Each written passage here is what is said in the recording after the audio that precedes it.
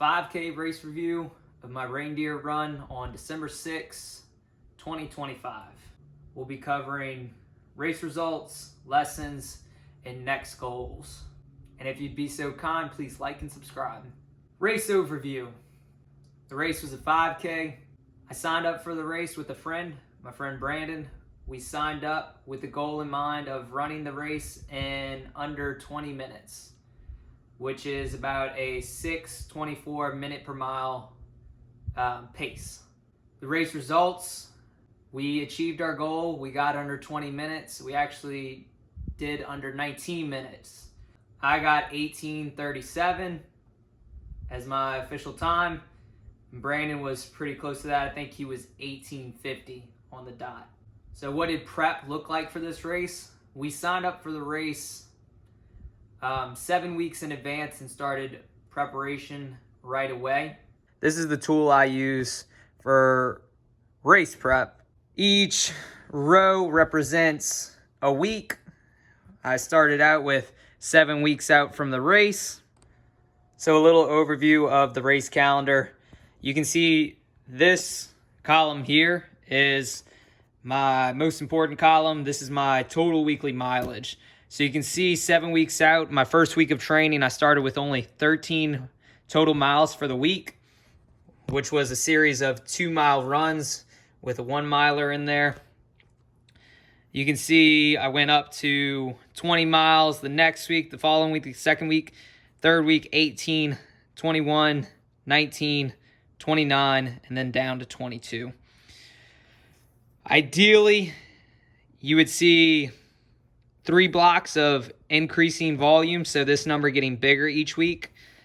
The reason you see it getting smaller in this third week right here was I was dealing with some feet issues, so I pulled back on the number of miles I was running each week to try to help encourage recovery.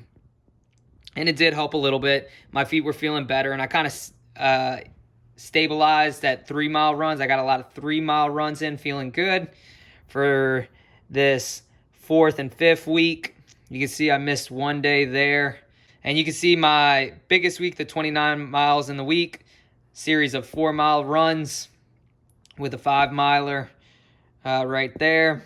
That was actually Thanksgiving Day. There was a race, a 5-mile race that I participated in. And you can see this going back down in volume to 22 miles for total weekly mileage.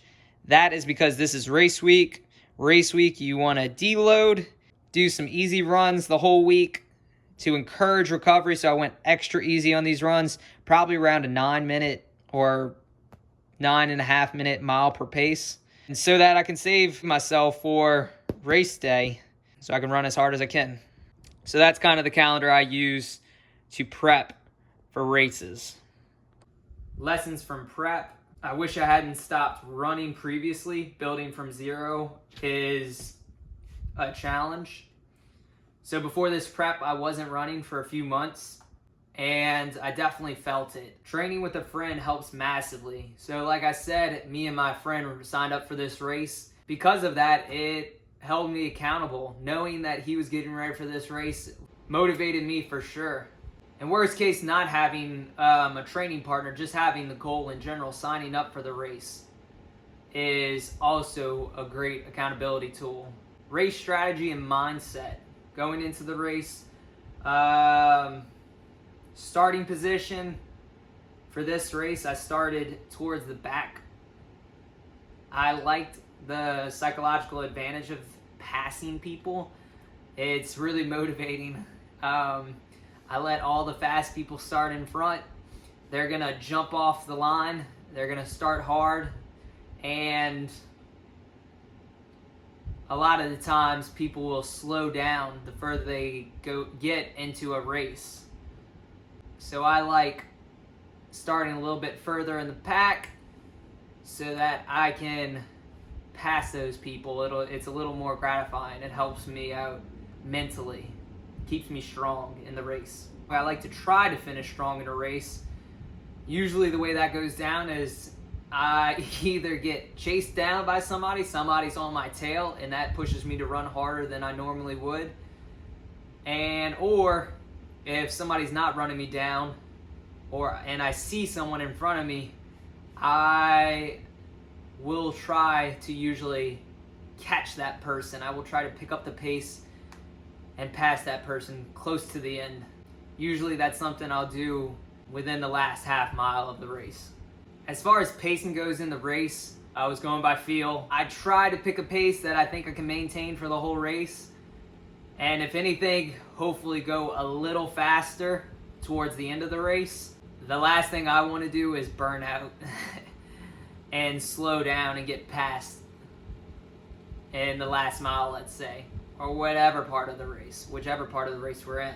Something I said during this race was a mantra I used: one step, one breath, 1 mile at a time. I just repeated that to myself: one step, one breath, 1 mile at a time.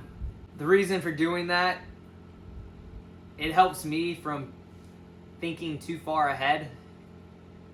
Meaning, if you're hurting while running a race, that's all you're thinking about is how much it hurts, and you're thinking about how much more of the race you have left. You have 1 mile, 2 miles, 3 miles left. That's gonna be really difficult to deal with, and it might end up being overwhelming. It might make you or me want to give up and ease off the pace to make it more manageable.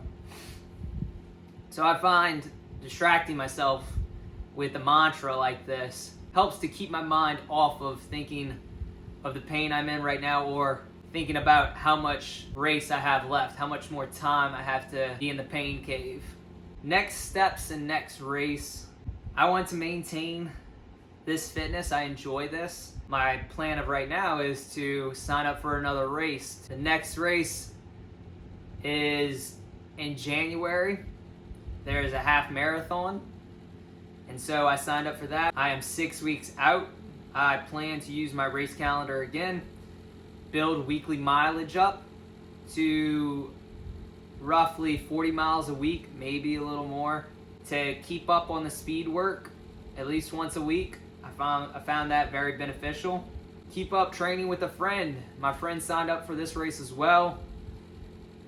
We can train for it together. Hopefully we keep our weekly routine of meeting and doing our speed sessions together, because that was really beneficial in the running aspect, and just seeing my friend and catching up and having a good Sunday together. Some improvements for this next race, or next training block. Number one, gear. I think it's time for some new shoes. I don't know how many miles I have on my running shoes, but they're over 4 years old. So I think it's time for a new pair. Yeah, so the last running shoe I used, or still use as of right now, is my Endorphin Speeds from Sub-20. I really enjoyed those. I'll probably get another pair of those. I also like to use Brooks. I've tried different models. I like the Ghost, so maybe I'll get a pair of Ghosts. And another one I've used that I like are actually these, my Under Armour Hovers.